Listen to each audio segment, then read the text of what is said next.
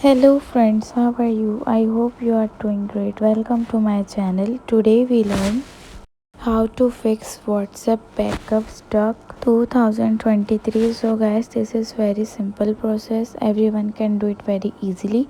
Watch full video without skipping, so don't waste the time and let's get start the video. First we tap on WhatsApp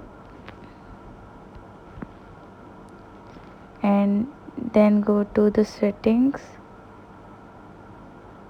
tap on chats and tap on chat backup, and you can see you will doing very easily.